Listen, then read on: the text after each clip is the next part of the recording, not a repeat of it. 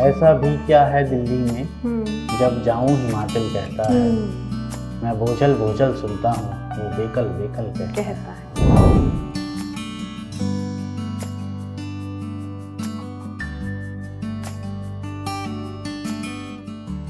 तुम भी बहुत उदास हो, मेरी तरह उदास। तुमको भी कोई छोड़ के दुनिया से जा मिला। अपने पहले एपिसोड में हमने विकास राणा फ़िक्र से दिल्ली और शायरी पर बात की, और अपने इस एपिसोड में हम उनसे उनकी शायरी को सुनेंगे। इन दिनों गर्चे दक्कन में है बड़ी कदरे सुखन, कौन जाए ज़ौक़ पर दिल्ली की गलियां छोड़कर। ज़ौक़ साहब का ये शेर दिल्ली पर बड़ा ही खूबसूरत शेर था कि वो एक वक्त पे उन्होंने भी इनकार कर दिया था दिल्ली छोड़कर जाने से, लेकिन आपने बड़ी आसानी से दिल्ली छोड़ दिया, वापस आप हिमाचल की तरफ चले गए। तो ऐसा क्यों, कोई ख़ास कारण? आसानी से तो नहीं गया, मगर इससे पहले गालिब साहब ने ख़ुद कहा है कि हमने माना ये कि दिल्ली में रहें खावेंगे क्या। तो यही बात थी। फिर जॉन साहब ने कहा है कि मीर दिल्ली से निकले गए लखनऊ, तुम कहाँ जाओगे हम कहाँ जाएंगे। तो अब मैं जहाँ से आया था वहीं जाना था मुझे। मैं हिमाचल से आया था तो हिमाचल, और कोई तो वापस दिल्ली जाने का भी है इरादा? नहीं, कोई इरादा नहीं है। तो अब हिमाचल रास आ रहा है आपको? आएगा ही, हिमाचल के ही हैं, उसी मिट्टी से आए हैं। तो दिल्ली पर लिखा कुछ हो आपका, कुछ आपको याद हो, कोई शेर कुछ? हाँ लिखा है, मगर याद तो नहीं है। एक दो शेर हैं जो दिल्ली छोड़ने के बाद कहे थे, लेकिन याद नहीं है।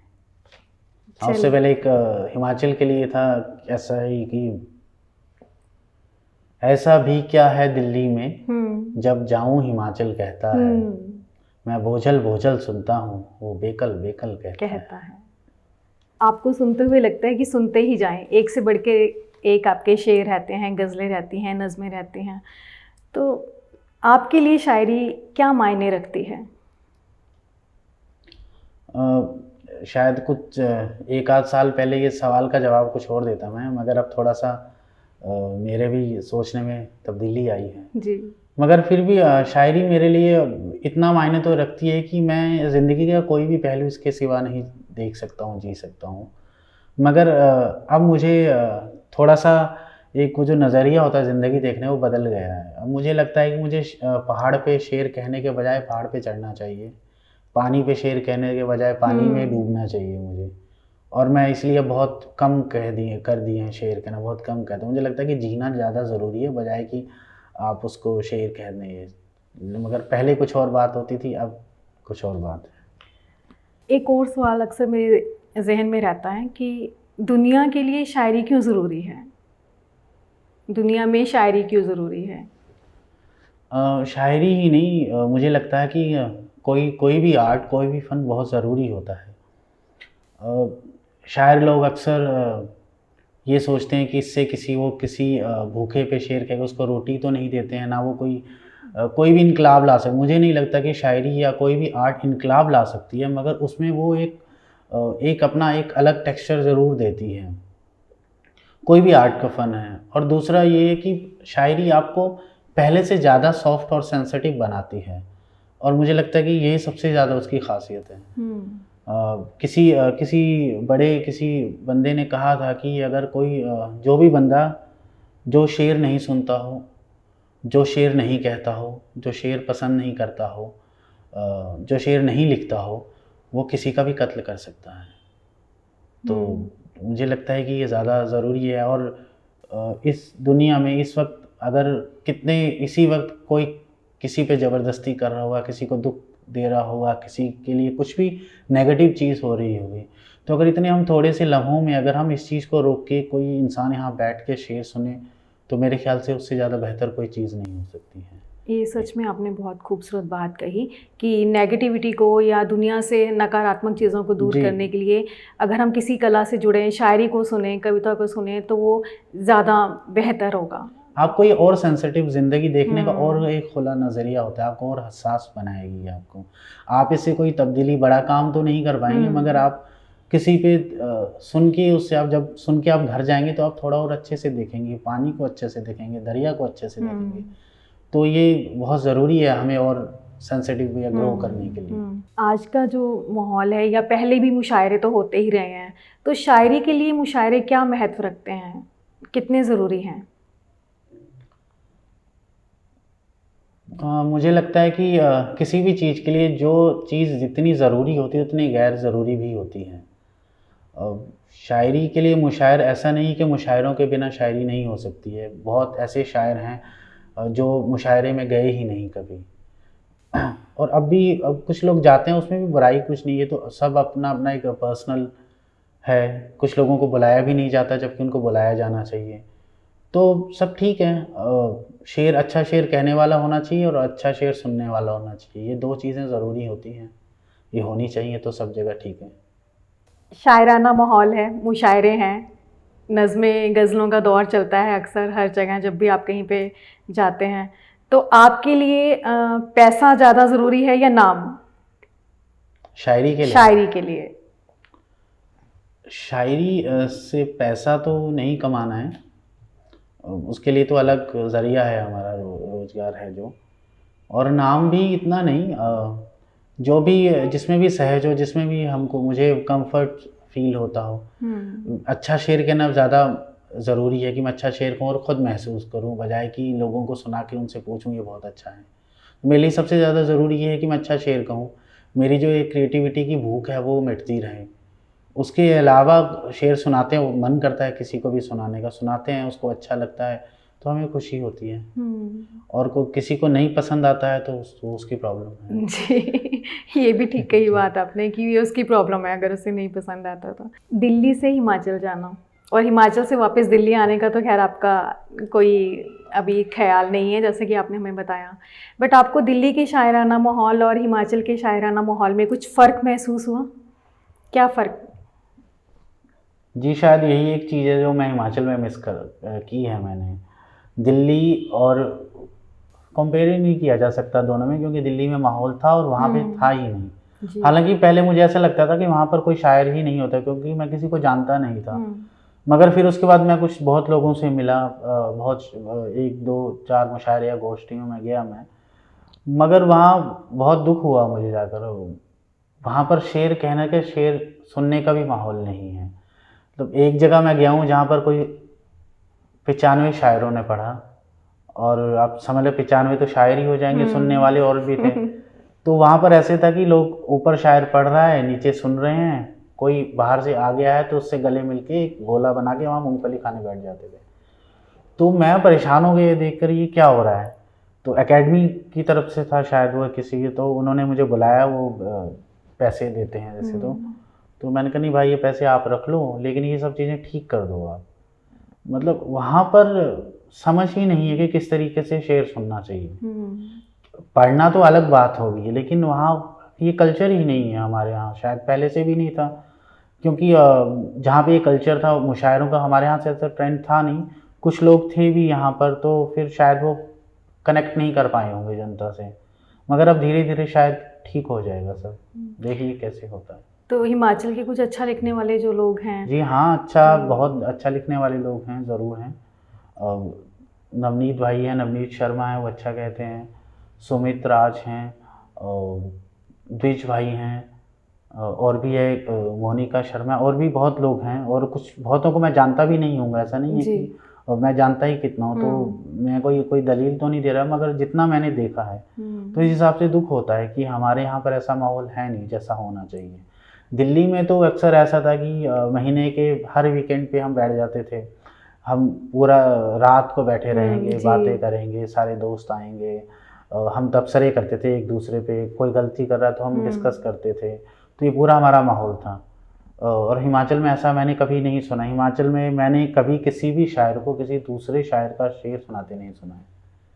सबसे बड़ी बात ये कि वो शायद पढ़ते नहीं, कभी नहीं सुना है, बस अपना सुनाते हैं। तो मुझे लगता है ये चीज़ें होनी चाहिए। और से शायद हमें हर जगह के शायरों के साथ, अदीबों के साथ बैठना उठना चाहिए, और बाकी और पढ़ा भी जाना चाहिए। बिल्कुल, बिना पढ़े के सिवा तो कुछ नहीं हो सकता है ना। बड़े शायरों को पढ़ना ज़रूर चाहिए, तभी माहौल होता है, सिर्फ अपनी ही सुनाएंगे तो। जी। और आजकल यही चीज़ ज़्यादा देखने में आ रही है कि लोग अपना ही पढ़ते हैं ज़्यादा। और अक्सर अगर हम बात किसी से पूछते हैं, युवा वर्ग जो है, अगर हम युवा लेखकों की बात करते हैं, युवा शायरों की बात करते हैं, तो आजकल वो पढ़ने में, खुद को पढ़ाने में ज़्यादा जोर देते हैं, पढ़ने में कम। तो यही बात मैं भी कहना चाहती हूँ अक्सर कि पढ़ाई की तरफ भी ज़रूर ध्यान देना चाहिए। बड़े शायरों को, उस्ताद शायरों को, कवियों को ज़रूर पढ़ा जाना चाहिए। अब हमारा ये कार्यक्रम समाप्ति की तरफ है विकास जी, तो हम चलते चलते आपसे कुछ सुनना चाहते हैं। कुछ शेर, कुछ गज़ल, कुछ नज़्म हो जाए। जी ज़रूर, मैं कुछ इरशाद कर देता हूँ, कुछ शेर, और स्वागत है। जो भी याद आता है मैं वो सुना देता हूँ। जी। कोई लेगा नहीं बदला हमारा, कोई लेगा नहीं बदला हमारा, हम ही को कत्ल है करना हमारा। जिया किसका हुआ ये धूप जाने, जिया किसका हुआ ये धूप जाने, तुम्हारी छाँव था साया हमारा। किसी का ख्वाब थे हम रोज़ के ख्वाब, किसी का ख्वाब थे हम रोज़ के ख्वाब, किसी की आँख में घर था हमारा। किसी का ख्वाब थे हम रोज़ के ख्वाब, किसी की आँख में घर था हमारा। निछावर जान भी है उस पे करनी, निछावर जान भी है उस पे करनी, अभी तय भी नहीं मरना हमारा। निछावर जान भी है उस पे करनी, अभी तय भी नहीं मरना हमारा। उसे सब सीधे रास्ते चाहिए थे जी। उसे सब सीधे रास्ते चाहिए थे, गली के मोड़ पे घर था हमारा। उसे सब सीधे रास्ते चाहिए थे, गली के मोड़ पे घर था हमारा। वाह। तुम्हारे स्कूल से भागा हुआ इश्क, तुम्हारे स्कूल से भागा हुआ इश्क, उठाए फिरता है बस्ता हमारा। तुम्हारे स्कूल से भागा हुआ इश्क, उठाए फिरता है बस्ता हमारा। हमारे होंठ के सहरा तुम्हारे, हमारे होंठ के सहरा तुम्हारे, तुम्हारी आँख का दरिया हमारा। अभी एक शेर कहना रह गया है, अभी एक शेर कहना रह गया है, अभी निकला नहीं कांटा हमारा। वाह। अभी एक शेर कहना रह गया है, अभी निकला नहीं कांटा हमारा। जी दूसरी गज़ल से कुछ इरशाद। मेरी ज़िंदगी है तू, मेरी ज़िंदगी है तू, इतनी अजनबी है तू। मेरी ज़िंदगी है तू, इतनी अजनबी है तू, देखने से लगता है सोचने लगी है तू। देखने से लगता है सोचने लगी है तू। देखने से लगता है सोचने लगी है तू। आ मेरे सफ़ीने में, आ मेरे सफ़ीने में, डूबती नदी है तू। आहा। आ मेरे सफ़ीने में, डूबती नदी है तू। शेर पढ़ रहा हूँ मैं, शेर पढ़ रहा हूँ मैं, शेर कह रही है तू। वाह, क्या बात है। शेर पढ़ रहा हूँ मैं और शेर कह रही है तू। बहुत ही बेहतरीन शेर। तुझसे भी ना पूरी हो, तुझसे भी ना पूरी हो, ऐसी क्या कमी है तू। तुझसे भी ना पूरी हो, ऐसी क्या कमी है तू। कुछ दूसरी गज़ल से जी। बस अपने आप से उलझा हुआ है, बस अपने आप से उलझा हुआ है, उसे कह दो कि शेर अच्छा हुआ है। बस अपने आप से उलझा हुआ है, उसे कह दो कि शेर अच्छा हुआ है। समंदर की चटाई खींच लो अब, समंदर की चटाई खींच लो अब, बहुत दिन से यहीं बैठा हुआ है। वाह, क्या बात है। समंदर की चटाई खींच लो अब, बहुत दिन से यहीं बैठा हुआ है। मैं उठकर नींद में चलने लगा हूँ, मैं उठकर नींद में चलने लगा हूँ, वो मेरे ख्वाब में सोया हुआ है। क्या बात है, वो मेरे ख्वाब में सोया हुआ है। तुम अपने साथ ले जाओ ये आँखें, तुम अपने साथ ले जाओ ये आँखें, तुम्हारे बाद सब देखा हुआ है। तुम अपने साथ ले जाओ ये आँखें, तुम्हारे बाद सब देखा हुआ है। बुना था तुमने पिछली सर्दियों में, ये मैंने हिज्र जो पहना हुआ है। ये मैंने हिज्र जो पहना हुआ है। बुना था तुमने पिछली सर्दियों में, ये मैंने हिज्र जो पहना हुआ है। एक और गजल से कि इरशाद। सोचना भी अजीब आदत है, सोचना भी अजीब आदत है, ये भी तो सोचने की सूरत है। सोचना भी अजीब आदत है, ये भी तो सोचने की सूरत है। मैं किसी दूसरे का सौदा हूँ, मैं किसी दूसरे का सौदा हूँ, आपके पास मेरी कीमत है। मैं किसी दूसरे का सौदा हूँ, आपके पास मेरी कीमत है। मेरी सिगरेट पे एतराज़ तुम्हें, मेरी सिगरेट पे एतराज़ तुम्हें, क्या मुझे चूमने की हसरत है। आहा क्या बात है, बड़ा ही मेरी खूबसूरत सिगरेट शेर। पे एतराज़ तुम्हें, क्या मुझे चूमने की हसरत है। अब मुझे आप छोड़ जाइएगा, अब मुझे आप छोड़ जाइएगा, अब मुझे आपकी ज़रूरत है। आहा क्या बात है। अब तंज। मुझे आप छोड़ जाइएगा, अब मुझे आपकी ज़रूरत है। अब अभी एक नई गज़ल है, पूरी याद तो नहीं मुझे। जी स्वागत है, जितनी भी याद है आपको। जी हाँ। मेरे लिए तो कुछ भी नहीं था खजाने में, मेरे लिए तो कुछ भी नहीं था खजाने में, आंखों ने ही जल्दी की चुंधियाने में। आहा। मेरे लिए तो कुछ भी नहीं था खजाने में, आंखों ने ही जल्दी की चुंधियाने में। बुत खाने से ले जाओ मैं खाने में, बुत खाने से ले जाओ मैं खाने में, मैंने दुनिया उलझाई सुलझाने में। बुत खाने से ले जाओ मैं खाने में, मैंने दुनिया उलझाई सुलझाने में। दिल वो पत्थर जिसमें एक अहिल्या है, आहा। दिल वो पत्थर जिसमें एक अहिल्या है, लेकिन कोई राम नहीं अफसाने में। आहा क्या बात है, ये शेर दोबारा हो दिल जाए। वो पत्थर जिसमें एक अहिल्या है, लेकिन कोई राम नहीं अफसाने में। बहुत खूब।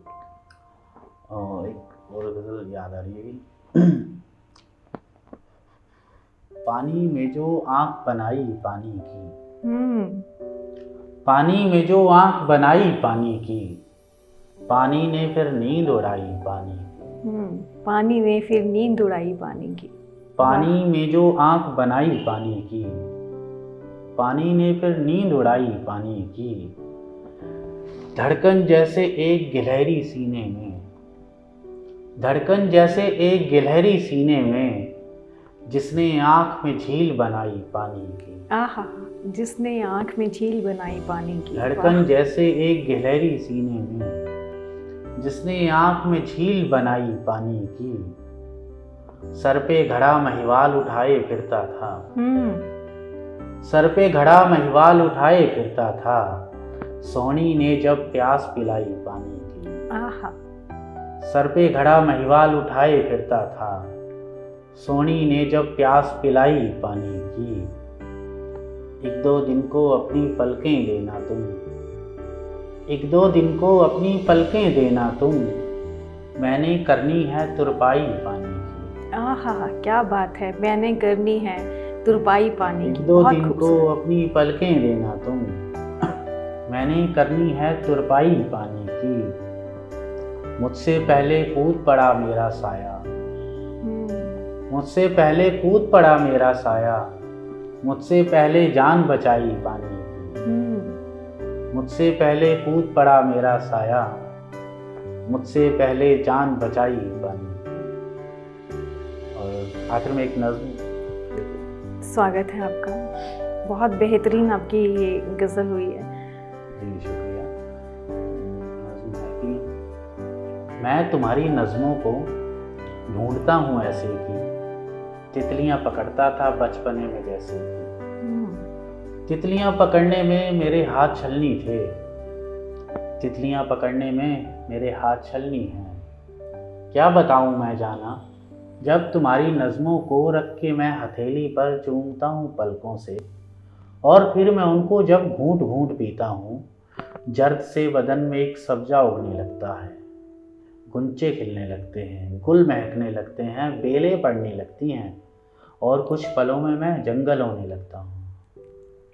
तुमने भी सुनी होगी आम ही खबर तो है, तीर हिजर का खाकर एक हिरण का बच्चा है मुझ में जो भटकता है। उस हिरण को पकड़ो तुम, उसको पानी पूछो फिर, बांध भी लो आंचल से, उसका भी ठिकाना हो, उसका आशियाना। ये बहुत हाँ, बहुत खूबसूरत आपकी नज़्म हुई है ये, बहुत खूबसूरत। आखिरी इसकी 2 पंक्तियाँ बहुत ही उम्दा हैं, वो एक बार आप दोबारा बोल रहे हो। तुमने भी सुनी होगी आम ही खबर तो है, तीर हिजर का खाकर एक हिरण का बच्चा है मुझ में जो भटकता है। उस हिरण को पकड़ो तुम, उसको पानी पूछो फिर, बांध भी लो आंचल से, उसका भी ठिकाना हो, उसका आशियाना। आशियाना बहुत ही खूबसूरत, आपके ख्याल इतने खूबसूरत हैं। मेरे ख्याल से बहर में होना, मीटर में होना, काफिया, रदीफ़, ये सब चीज़ें जितनी मायने रखती हैं उससे भी ज़्यादा मायने रखते हैं ख्याल। आपकी गज़लें हैं, आपकी शेर हैं, आपकी नज़में हैं, जो कुछ भी हैं बेहतरीन ख्यालों से बुनी हुई हैं। तो विकास जी, आप हमारे साथ आपने अपना वक्त बिताया, हमारे साथ आए, उसके लिए आपका बहुत बहुत शुक्रिया। और एक बार फिर कभी किसी और ख़ास मुलाकात के लिए हम आपका इंतज़ार करेंगे। दिल से की टीम से आपका बहुत बहुत धन्यवाद। जी, बहुत शुक्रिया। दिल से की टीम से मैं सीमा गुप्ता अपने श्रोताओं और दर्शकों का हार्दिक धन्यवाद करती हूँ। सुनते रहिए, सुनाते रहिए, पढ़ते रहिए, पढ़ाते रहिए। इसी संदेश के साथ मिलेंगे अगली कड़ी में किसी और कलाकार के साथ। धन्यवाद। सीमा जी, मैं भी आपकी दिल से की टीम को अपने दिल से शुक्रिया अदा करूँगा कि आपने भी मुझे इतनी देर आपने बुलाया और इस तरह से आपने जो मेरे शेर सुने और मुझे इतनी मेरी कदर की। और दूसरी बात ये कि मैं कभी भी कैमरे को फेस नहीं कर पाता था और इस बार मैंने ज़िंदगी में पहली बार लुत्फ़ उठाया है, तो इसके लिए मैं आपका बहुत धन्यवाद देता हूँ।